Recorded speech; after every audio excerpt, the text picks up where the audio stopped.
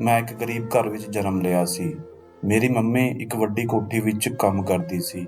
ਮੇਰੇ ਪਾਪਾ ਇਸ ਦੁਨੀਆ ਵਿੱਚ ਨਹੀਂ ਸਨ। ਮੇਰੇ ਪਾਪਾ ਦੀ 2 ਸਾਲ ਪਹਿਲਾਂ ਮੌਤ ਹੋ ਚੁੱਕੀ ਸੀ। ਇਸ ਲਈ ਮੈਂ ਅਤੇ ਮੇਰੀ ਮੰਮੀ ਇਕੱਲੇ ਹੀ ਰਹਿੰਦੇ ਸੀ।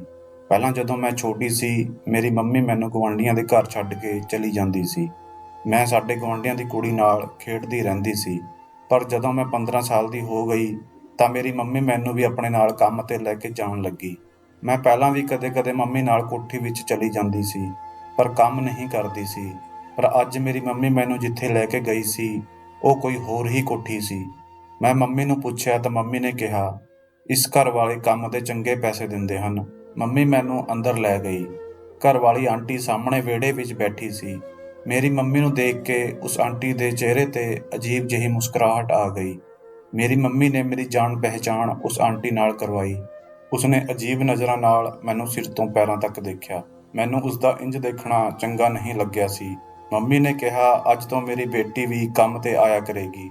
ਉਹ ਕਹਿਣ ਲੱਗੀ, ਇਹ ਤਾਂ ਤੂੰ ਬਹੁਤ ਚੰਗਾ ਕੀਤਾ। ਫਿਰ ਮੇਰੀ ਮੰਮੀ ਨੇ ਮੈਨੂੰ ਝਾੜੂ ਫੜਾਇਆ ਅਤੇ ਕਹਿਣ ਲੱਗੀ, ਤੂੰ ਪੂਰੇ ਘਰ ਦਾ ਝਾੜੂ ਪੋਚਾ ਕਰ। ਇਸ ਤੋਂ ਬਾਅਦ ਰਸੋਈ ਸਾਫ਼ ਕਰ ਦੇਵੀਂ। ਫਿਰ ਮੈਂ ਤੈਨੂੰ ਦੂਜਾ ਕੰਮ ਦੱਸਾਂਗੀ। ਇਹ ਕਹਿ ਕੇ ਮੰਮੀ ਨੇ ਘਰ ਦੀ ਮਾਲਕਣ ਵੱਲ ਵੇਖਿਆ ਅਤੇ ਉਸਨੇ ਮੁਸਕਰਾਉਂਦੇ ਹੋਏ ਮੰਮੀ ਨੂੰ ਕਮਰੇ ਵੱਲ ਜਾਣ ਦਾ ਇਸ਼ਾਰਾ ਕੀਤਾ। ਮੇਰੀ ਮੰਮੀ ਮਾਲਕਣ ਦੇ ਨਾਲ ਹੀ ਕਮਰੇ ਵਿੱਚ ਚਲੀ ਗਈ ਅਤੇ ਫਿਰ ਕਮਰੇ ਦਾ ਦਰਵਾਜ਼ਾ ਬੰਦ ਹੋ ਗਿਆ। ਮੈਂ ਪਹਿਲਾਂ ਝਾੜੂ ਵੱਲ ਵੇਖਿਆ ਅਤੇ ਫਿਰ ਇਸ ਵੱਡੀ ਕੋਠੀ ਵੱਲ। ਮੈਂ ਲੰਮਾ ਸਾਹ ਭਰ ਕੇ ਪੂਰੇ ਘਰ ਦਾ ਝਾੜੂ ਪੋਚਾ ਕਰਨ ਲੱਗੀ। ਮੈਨੂੰ ਕੰਮ ਕਰਨ ਦੀ ਆਦਤ ਵੀ ਨਹੀਂ ਸੀ, ਇਸ ਲਈ ਮੈਨੂੰ ਝਾੜੂ ਪੋਚਾ ਕਰਨ ਵਿੱਚ ਪੂਰੇ 2 ਘੰਟੇ ਲੱਗ ਗਏ ਅਤੇ ਮੈਂ ਬਹੁਤ ਥੱਕ ਗਈ। ਫਿਰ ਮੈਂ ਰਸੋਈ ਵਿੱਚ ਆਈ ਤਾਂ ਪੂਰੀ ਰਸੋਈ ਗੰਦੀ ਪਈ ਸੀ। ਮਾਂਜਣ ਵਾਲੇ ਭਾਂਡਿਆਂ ਦਾ ਢੇਰ ਲੱਗਿਆ ਹੋਇਆ ਸੀ। ਇਹ ਦੇਖ ਕੇ ਮੇਰਾ ਰੋਣ ਨੂੰ ਦਿਲ ਕਰਨ ਲੱਗਿਆ। ਮੈਂ ਇਹ ਸਭ ਕੰਮ ਇਕੱਲੀ ਕਿਵੇਂ ਕਰਾਂਗੀ। ਖੈਰ, ਮੈਂ ਬਰਤਨ ਸਾਫ਼ ਕੀਤੇ, ਰਸੋਈ ਦੀ ਸਫਾਈ ਕੀਤੀ, ਪਰ ਨਾਲ-ਨਾਲ ਮੈਂ ਇਹ ਵੀ ਸੋਚ ਰਹੀ ਸੀ ਕਿ ਮੰਮੀ ਨੇ ਸਾਰੇ ਕੰਮ ਤਾਂ ਮੈਨੂੰ ਦੱਸ ਦਿੱਤੇ ਹਨ, ਤਾਂ ਮੰਮੀ ਆਪ ਕਮਰੇ ਵਿੱਚ ਕੀ ਕਰ ਰਹੀ ਹੈ। ਰਸੋਈ ਦਾ ਕੰਮ ਨਿਬੇੜਨ ਤੋਂ ਬਾਅਦ ਮੈਂ ਪੂਰੀ ਤਰ੍ਹਾਂ ਥੱਕ ਚੁੱਕੀ ਸੀ। ਜਦੋਂ ਮੈਂ ਬਾਹਰ ਆਈ ਤਾਂ ਆਂਟੀ ਦੇ ਕਮਰੇ ਦਾ ਦਰਵਾਜ਼ਾ ਹਲੇ ਵੀ ਬੰਦ ਸੀ। ਮੈਨੂੰ ਬਹੁਤ ਭੁੱਖ ਲੱਗ ਰਹੀ ਸੀ, ਇਸ ਲਈ ਮੈਂ ਕਮਰੇ ਦਾ ਦਰਵਾਜ਼ਾ ਖੜਕਾਇਆ। ਕੁਝ ਦੇਰ ਬਾਅਦ ਮੰਮੀ ਨੇ ਕਮਰੇ ਦਾ ਦਰਵਾਜ਼ਾ ਖੋਲ੍ਹਿਆ। ਮੰਮੀ ਪੂਰੀ ਤਰ੍ਹਾਂ ਨਾਲ ਪਸੀਨੇ ਨਾਲ ਭਿੱਜੀ ਹੋਈ ਸੀ। ਮੈਨੂੰ ਕਹਿਣ ਲੱਗੀ, ਤੂੰ ਬਾਹਰ ਬੈਠ, ਮੈਂ ਹੁਣੇ ਆਉਂਦੀ ਹਾਂ। ਇਹ ਕਹਿ ਕੇ ਮੰਮੀ ਨੇ ਦਰਵਾਜ਼ਾ ਬੰਦ ਕਰ ਦਿੱਤਾ ਅਤੇ 5 ਮਿੰਟ ਬਾਅਦ ਕਮਰੇ ਤੋਂ ਬਾਹਰ ਆਈ। ਬਾਹਰ ਆਉਂਦੇ ਹੀ ਮੰਮੀ ਨੇ ਤੁਰੰਤ ਕਮਰੇ ਦਾ ਦਰਵਾਜ਼ਾ ਬੰਦ ਕਰ ਦਿੱਤਾ ਅਤੇ ਮੈਨੂੰ ਲੈ ਕੇ ਕੋਠੀ ਤੋਂ ਬਾਹਰ ਆ ਗਈ। ਮੰਮੀ ਦੀਆਂ ਅੱਖਾਂ ਸੁੱਜੀਆਂ ਹੋਈਆਂ ਸਨ, ਜਿਵੇਂ ਰੋ ਕੇ ਆਈ ਹੋਵੇ।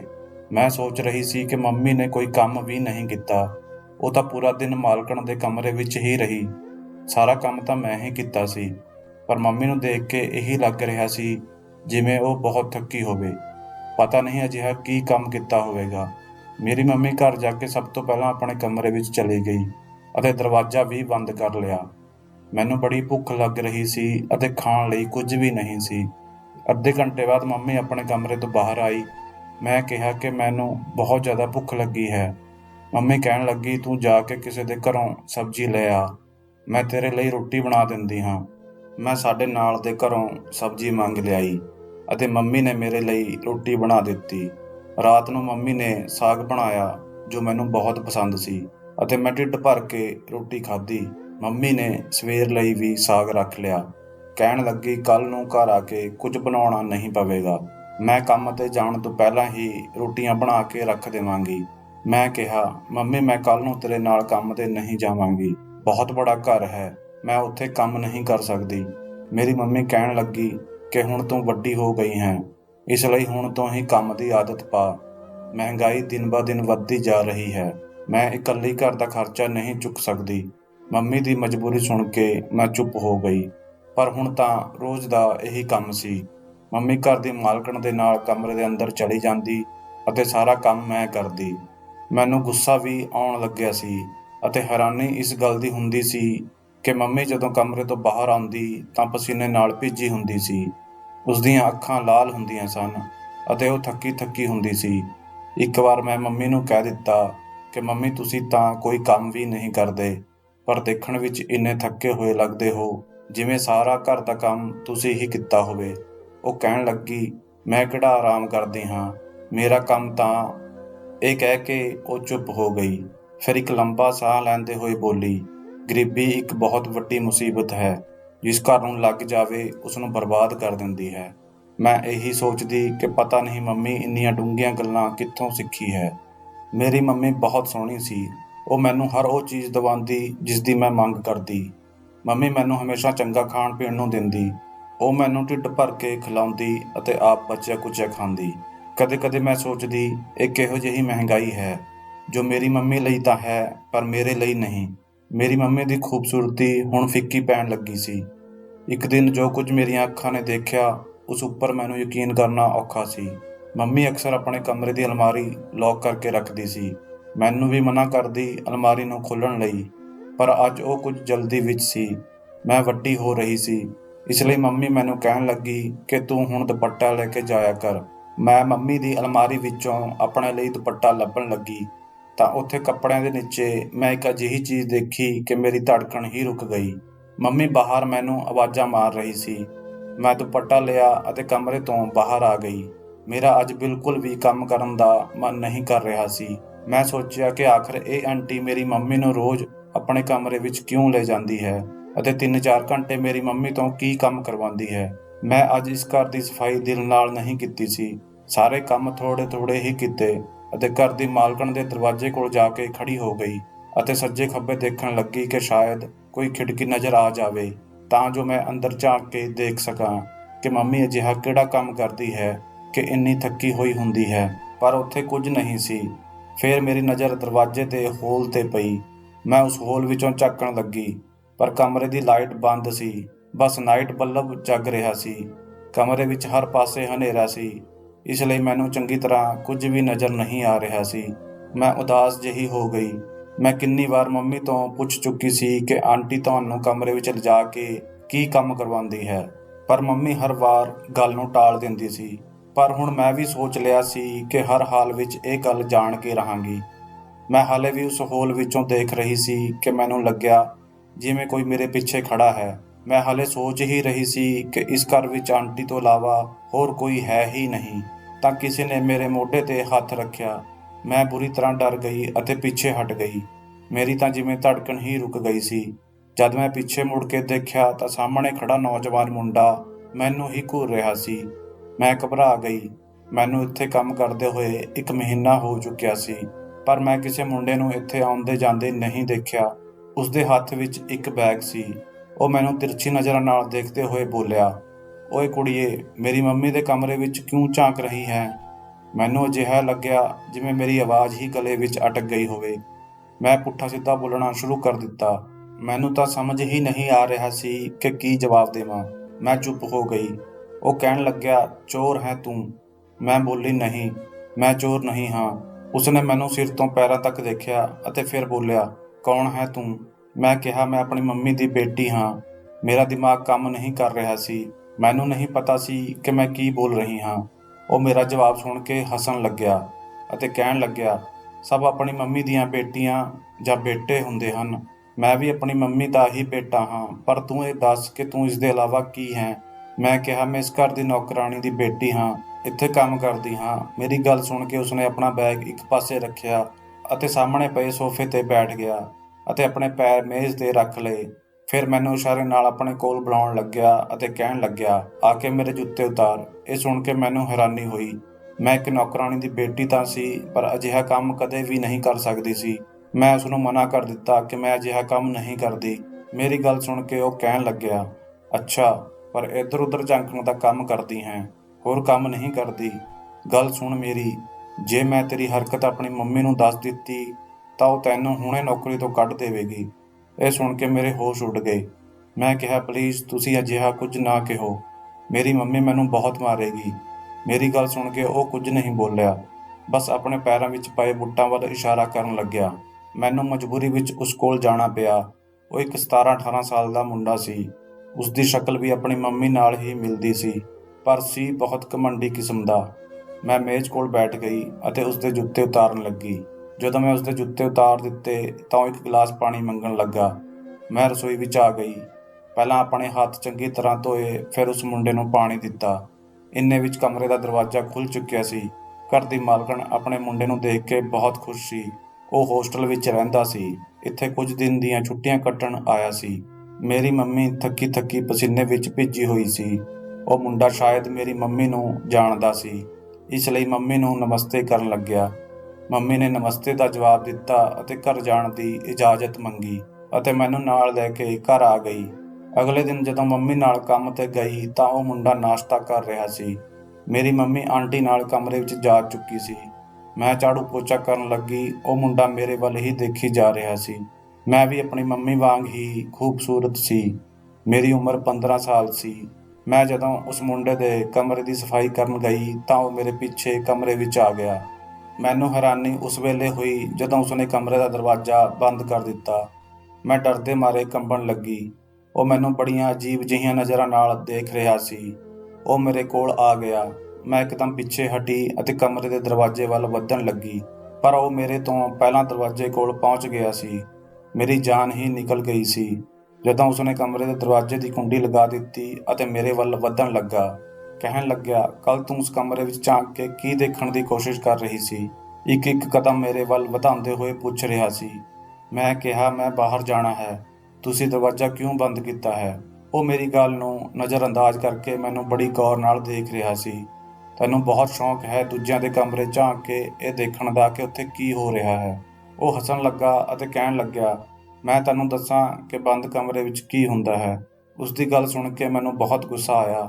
ਇਸ ਤੋਂ ਪਹਿਲਾਂ ਕਿ ਉਹ ਮੇਰੇ ਕੋਲ ਆਉਂਦਾ, ਮੈਂ ਮੰਮੀ ਮੰਮੀ ਕਹਿ ਕੇ ਚੀਕਾਂ ਮਾਰਨੀਆਂ ਸ਼ੁਰੂ ਕਰ ਦਿੱਤੀਆਂ, ਪਰ ਉਸਨੇ ਮੇਰੇ ਮੂੰਹ 'ਤੇ ਹੱਥ ਰੱਖ ਦਿੱਤਾ ਅਤੇ ਕਹਿਣ ਲੱਗਿਆ, ਜੇ ਰੌਲਾ ਪਾਇਆ ਤਾਂ ਤੇਰਾ ਗਲਾ ਦਬਾ ਦੇਵਾਂਗਾ। ਇਹ ਕਹਿ ਕੇ ਉਸਨੇ ਮੇਰੇ ਮੂੰਹ ਤੋਂ ਹੱਥ ਹਟਾ ਲਿਆ ਅਤੇ ਕਮਰੇ ਦਾ ਦਰਵਾਜ਼ਾ ਵੀ ਖੋਲ੍ਹ ਦਿੱਤਾ। ਮੈਂ ਕਮਰੇ ਤੋਂ ਬਾਹਰ ਨਿਕਲ ਆਈ। ਉਸਨੇ ਆਪਣੇ ਕਮਰੇ ਦਾ ਦਰਵਾਜ਼ਾ ਜ਼ੋਰ ਨਾਲ ਬੰਦ ਕਰ ਲਿਆ। ਮੈਂ ਇੰਨੀ ਡਰੀ ਹੋਈ ਸੀ ਕਿ ਰੋਣ ਲੱਗੀ। ਮੈਂ ਸੋਚ ਲਿਆ ਸੀ ਕਿ ਹੁਣ ਇੱਥੇ ਕੰਮ ਕਰਨ ਨਹੀਂ ਆਵਾਂਗੀ। ਮੈਂ ਬਾਕੀ ਦਾ ਕੰਮ ਰੋਂਦੇ ਹੋਏ ਕੀਤਾ।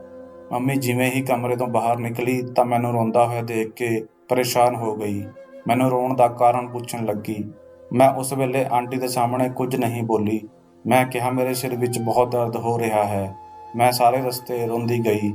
ਮੰਮੀ ਮੈਨੂੰ ਘਰ ਦੀ ਬਜਾਏ ਡਾਕਟਰ ਕੋਲ ਲਿਜਾਣ ਲੱਗੀ, ਪਰ ਮੈਂ ਮਨਾ ਕਰ ਦਿੱਤਾ।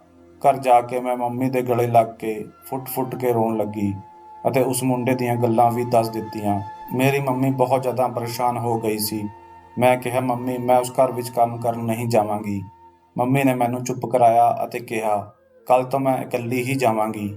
ਅਗਲੇ ਦਿਨ ਮੈਂ ਘਰ ਹੀ ਰਹੀ, ਪਰ ਉਸ ਦਿਨ ਜਦੋਂ ਮੰਮੀ ਘਰ ਆਈ ਤਾਂ ਉਸ ਦਾ ਚਿਹਰਾ ਲਾਲ ਹੋ ਗਿਆ ਸੀ। ਉਹ ਬਹੁਤ ਜ਼ਿਆਦਾ ਥੱਕੀ ਹੋਈ ਸੀ। ਆਉਂਦੇ ਹੀ ਮੰਜੇ 'ਤੇ ਪੈ ਗਈ। ਜਦੋਂ ਮੈਂ ਮੰਮੀ ਨੂੰ ਹੱਥ ਲਗਾ ਕੇ ਦੇਖਿਆ ਤਾਂ ਮੰਮੀ ਦਾ ਸਰੀਰ ਬੁਖਾਰ ਨਾਲ ਭਖ ਰਿਹਾ ਸੀ। ਮੈਂ ਫਟਾਫਟ ਮੰਮੀ ਨੂੰ ਪਾਣੀ ਦਿੱਤਾ ਅਤੇ ਰੋਟੀ ਖਿਲਾਈ ਅਤੇ ਘਰੇ ਪਈ ਬੁਖਾਰ ਦੀ ਦਵਾਈ ਵੀ ਦੇ ਦਿੱਤੀ। ਸਾਰੀ ਰਾਤ ਮੈਂ ਮੰਮੀ ਦਾ ਸਿਰ ਘੁੱਟਦੀ ਰਹੀ। ਬੁਖਾਰ ਹਲੇ ਵੀ ਤੇਜ਼ ਸੀ। ਮੰਮੀ ਨੀਂਦ ਵਿੱਚ ਹਾਏ ਹਾਏ ਕਰ ਰਹੀ ਸੀ।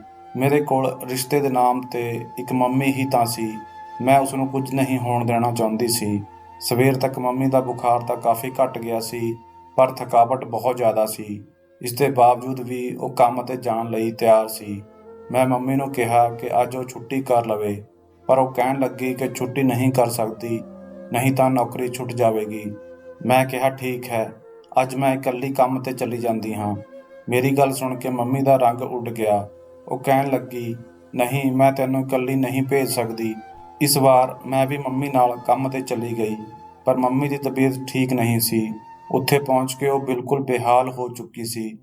ਮੈਂ ਮੰਮੀ ਨੂੰ ਕਿਹਾ, ਤੁਸੀਂ ਇੱਕ ਪਾਸੇ ਬੈਠ ਜਾਵੋ, ਮੈਂ ਸਾਰੇ ਕੰਮ ਆਪੇ ਕਰ ਲਵਾਂਗੀ।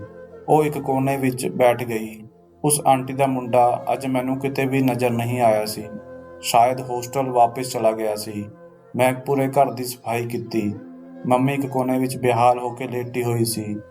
ਜਦੋਂ ਸਾਰੇ ਕੰਮ ਖਤਮ ਹੋ ਗਏ ਤਾਂ ਉਹ ਆਂਟੀ ਕਹਿਣ ਲੱਗੀ ਕਿ ਤੇਰੀ ਮਾਂ ਤਾਂ ਬਹੁਤ ਬਿਮਾਰ ਹੈ, ਇਸ ਦੇ ਹਿੱਸੇ ਦਾ ਕੰਮ ਕੌਣ ਕਰੇਗਾ? ਇਹ ਸੁਣ ਕੇ ਮੈਨੂੰ ਉਸ ਆਂਟੀ 'ਤੇ ਗੁੱਸਾ ਆਉਣ ਲੱਗਿਆ ਅਤੇ ਅਫਸੋਸ ਵੀ ਹੋਣ ਲੱਗਿਆ। ਮੈਂ ਕਿਹਾ, ਮੇਰੀ ਮੰਮੀ ਬਿਮਾਰ ਹੈ। ਉਹ ਕਹਿਣ ਲੱਗੀ, ਮੈਨੂੰ ਕੁਝ ਨਹੀਂ ਪਤਾ, ਮੈਨੂੰ ਆਪਣਾ ਕੰਮ ਪੂਰਾ ਕਰਵਾਉਣਾ ਹੈ। ਤੇਰੀ ਮਾਂ ਤੋਂ ਨਹੀਂ ਹੁੰਦਾ ਤਾਂ ਤੂੰ ਕਰ। ਮੈਂ ਹਾਮੀ ਭਰ ਦਿੱਤੀ। ਰਾਜ ਤਾਂ ਮੈਂ ਵੀ ਜਾਣਨਾ ਚਾਹੁੰਦੀ ਸੀ ਕਿ ਉਹ ਆਂਟੀ ਘੰਟਿਆਂ ਤੱਕ ਮੇਰੀ ਮੰਮੀ ਤੋਂ ਕੀ ਕੰਮ ਕਰਵਾਉਂਦੀ ਹੈ, ਜਿਸ ਕਰਕੇ ਮੇਰੀ ਮੰਮੀ ਦੀ ਅਲਮਾਰੀ ਵਿੱਚ ਹਜ਼ਾਰਾਂ ਦੇ ਨੋਟ ਪਏ ਰਹਿੰਦੇ ਹਨ। ਪਰ ਜਿਵੇਂ ਹੀ ਮੈਂ ਉਸ ਆਂਟੀ ਦੇ ਕਮਰੇ ਵਿੱਚ ਜਾਣ ਲੱਗੀ ਤਾਂ ਮੇਰੀ ਮੰਮੀ ਮੈਨੂੰ ਝਿੜਕਣ ਲੱਗੀ ਅਤੇ ਕਹਿਣ ਲੱਗੀ, ਕਿ ਤੂੰ ਅੰਦਰ ਨਹੀਂ ਜਾਵੇਂਗੀ। ਮੰਮੀ ਨੇ ਮੇਰੀਆਂ ਅਤੇ ਆਂਟੀ ਦੀਆਂ ਗੱਲਾਂ ਸੁਣ ਲਈਆਂ ਸਨ, ਇਸ ਲਈ ਇੰਨੇ ਤੇਜ਼ ਬੁਖਾਰ ਵਿੱਚ ਵੀ ਬੋਲ ਪਈ ਸੀ। ਬਹੁਤ ਮੁਸ਼ਕਿਲ ਨਾਲ ਉਹ ਉੱਠੀ ਅਤੇ ਮੈਨੂੰ ਲੈ ਕੇ ਬਾਹਰ ਆ ਗਈ। ਸ਼ਾਮ ਨੂੰ ਮੈਂ ਆਪਣੀ ਮੰਮੀ ਨੂੰ ਡਾਕਟਰ ਕੋਲ ਲੈ ਗਈ। ਅਗਲੇ ਦਿਨ ਮੇਰੀ ਮੰਮੀ ਗੂੜ੍ਹੀ ਨੀਂਦ ਵਿੱਚ ਸੋ ਰਹੀ ਸੀ। ਮੈਂ ਚੁੱਪਚਾਪ ਘਰ ਤੋਂ ਬਾਹਰ ਨਿਕਲ ਗਈ। ਹੁਣ ਤਾਂ ਮੈਂ ਸੋਚਾਂ ਵਿੱਚ ਪੈ ਗਈ ਸੀ ਕਿ ਮੈਨੂੰ ਵੀ ਪਤਾ ਚੱਲਣਾ ਚਾਹੀਦਾ ਹੈ ਕਿ ਬੰਦ ਦਰਵਾਜ਼ੇ ਦੇ ਪਿੱਛੇ ਕੀ ਰਾਜ ਹੈ।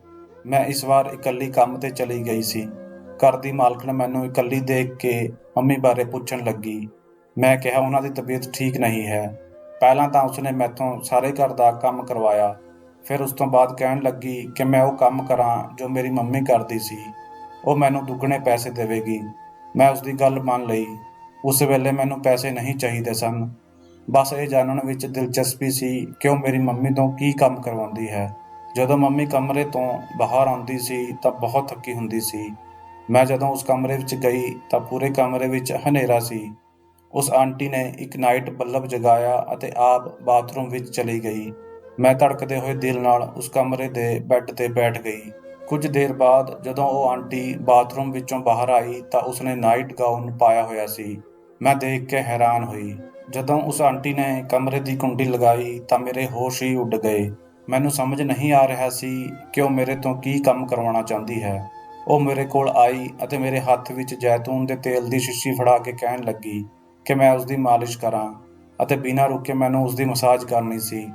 ਉਹ ਆਂਟੀ ਬਹੁਤ ਮੋਟੀ ਸੀ ਅਤੇ ਉਸਦੇ ਪੂਰੇ ਸਰੀਰ ਵਿੱਚ ਦਰਦ ਰਹਿੰਦਾ ਸੀ। ਉਹ ਹਰ ਰੋਜ਼ ਮੇਰੀ ਮੰਮੀ ਤੋਂ 3-4 ਘੰਟੇ ਲਗਾਤਾਰ ਮਾਲਿਸ਼ ਕਰਵਾਉਂਦੀ ਸੀ। ਮੇਰੀ ਮੰਮੀ ਥੱਕ ਕੇ ਚੂਰ ਹੋ ਜਾਂਦੀ ਸੀ ਅਤੇ ਕਦੇ-ਕਦੇ ਥਕਾਨ ਕਰਕੇ ਰੋਣ ਵੀ ਲੱਗ ਜਾਂਦੀ ਸੀ ਕਿ ਗਰੀਬੀ ਵੀ ਬੰਦੇ ਨੂੰ ਥਕਾ ਕੇ ਰੱਖ ਦਿੰਦੀ ਹੈ। ਲਗਾਤਾਰ 2 ਘੰਟੇ ਇਸ ਔਰਤ ਦੀ ਮਸਾਜ ਕਰਨ ਤੋਂ ਬਾਅਦ ਮੈਂ ਅੱਜ ਖੁਦ ਪਸੀਨੇ ਨਾਲ ਭਿੱਜ ਚੁੱਕੀ ਸੀ। ਉਸ ਆਂਟੀ ਨੇ ਆਪਣੇ ਪਰਸ ਵਿੱਚੋਂ 2000 ਰੁਪਏ ਕੱਢ ਕੇ ਮੈਨੂੰ ਦਿੱਤੇ। ਉਹ ਕਹਿਣ ਲੱਗੀ, ਇਹ ਬਿਮਾਰੀ ਮੇਰੀ ਬਹੁਤ ਵੱਡੀ ਮਜਬੂਰੀ ਬਣ ਗਈ ਹੈ। ਇਸ ਤੇਲ ਵਿੱਚ ਕੁਝ ਖਾਸ ਜੜੀਆਂ ਬੂਟੀਆਂ ਮਿਲਾਈਆਂ ਗਈਆਂ ਹਨ। ਇਸ ਦੀ ਮਾਲਿਸ਼ ਤੋਂ ਬਾਅਦ ਹੀ ਮੈਂ ਕੁਝ ਤੁਰ ਫਿਰ ਸਕਦੀ ਹਾਂ, ਨਹੀਂ ਤਾਂ ਮੇਰੇ ਲਈ ਇੱਕ ਕਦਮ ਤੁਰਨਾ ਵੀ ਮੁਸ਼ਕਿਲ ਹੈ। ਫਿਰ ਉਹ ਕਹਿਣ ਲੱਗੀ, ਮੈਨੂੰ ਤੇਰੀ ਮਾਂ ਨੇ ਦੱਸਿਆ ਕਿ ਮੇਰੇ ਬੇਟੇ ਨੇ ਤੇਰੇ ਨਾਲ ਬਦਤਮੀਜ਼ੀ ਕੀਤੀ ਸੀ। ਮੈਂ ਉਸਨੂੰ ਇਸ ਗੱਲ ਲਈ ਬਹੁਤ ਝਿੜਕਿਆ ਸੀ ਅਤੇ ਤੇਰੇ ਤੋਂ ਵੀ ਮਾਫ਼ੀ ਮੰਗਦੀ ਹਾਂ। ਅੱਗੇ ਤੋਂ ਉਹ ਤੈਨੂੰ ਕੁਝ ਨਹੀਂ ਕਹੇਗਾ। ਮੈਂ ਉਸਨੂੰ ਕੋਈ ਜਵਾਬ ਨਹੀਂ ਦਿੱਤਾ ਅਤੇ ਕਮਰੇ ਦਾ ਦਰਵਾਜ਼ਾ ਖੋਲ੍ਹ ਕੇ ਬਾਹਰ ਆ ਗਈ। ਮੈਨੂੰ ਮੇਰੀ ਮੰਮੀ ਦੇ ਬਾਰੇ ਵਿੱਚ ਹਰ ਸਵਾਲ ਦਾ ਜਵਾਬ ਮਿਲ ਚੁੱਕਿਆ ਸੀ। ਮੈਂ ਜਿੰਨੀ ਵੀ ਆਪਣੀ ਮਾਂ ਦੀ ਇੱਜ਼ਤ ਕਰਦੀ ਓਨੀ ਘੱਟ ਸੀ। ਮੇਰੇ ਲਈ ਉਹ ਇੱਕ ਮਹਾਨ ਔਰਤ ਸੀ। ਪਤਾ ਨਹੀਂ ਮੈਂ ਕਿਉਂ ਉਹਨਾਂ ਦੀ ਸ਼ਰਾਫਤ ਨੂੰ ਸ਼ੱਕ ਦੀ ਨਜ਼ਰ ਨਾਲ ਦੇਖਿਆ ਸੀ। ਹਰ ਬੰਦ ਦਰਵਾਜ਼ੇ ਦੇ ਪਿੱਛੇ ਸਿਰਫ ਪਾਪ ਨਹੀਂ ਹੁੰਦੇ। ਇਹ ਗੱਲ ਹੁਣ ਮੈਨੂੰ ਚੰਗੀ ਤਰ੍ਹਾਂ ਸਮਝ ਆ ਚੁੱਕੀ ਸੀ। ਤਾਂ ਦੋਸਤੋ, ਇਹ ਸੀ ਸਾਡੀ ਅੱਜ ਦੀ ਕਹਾਣੀ। ਉਮੀਦ ਕਰਦਾ ਹਾਂ ਤੁਹਾਨੂੰ ਪਸੰਦ ਆਈ ਹੋਵੇਗੀ। ਤੁਹਾਡਾ ਕੀ ਕਹਿਣਾ ਹੈ ਇਸ ਕਹਾਣੀ ਬਾਰੇ ਕਮੈਂਟ ਕਰਕੇ ਸਾਨੂੰ ਜ਼ਰੂਰ ਦੱਸਿਓ। ਵੀਡੀਓ ਨੂੰ ਲਾਈਕ ਅਤੇ ਚੈਨਲ ਨੂੰ ਸਬਸਕ੍ਰਾਈਬ ਵੀ ਕਰ ਲਿਓ ਤੇ ਨਾਲ ਹੀ ਘੰਟੀ ਨੂੰ ਦਬਾ ਕੇ ਆਲ 'ਤੇ ਸੈੱਟ ਕਰ ਲਿਓ ਤਾਂ ਜੋ ਆਉਣ ਵਾਲੀ ਵੀਡੀਓ ਤੁਹਾਨੂੰ ਤੁਰੰਤ ਮਿਲ ਜਾਵੇ। ਮੈਨੂੰ ਦਿਓ ਅਗਲੀ ਵੀਡੀਓ ਤੱਕ ਇਜਾਜ਼ਤ। ਤਦ ਤੱਕ ਲਈ ਧੰਨਵਾਦ।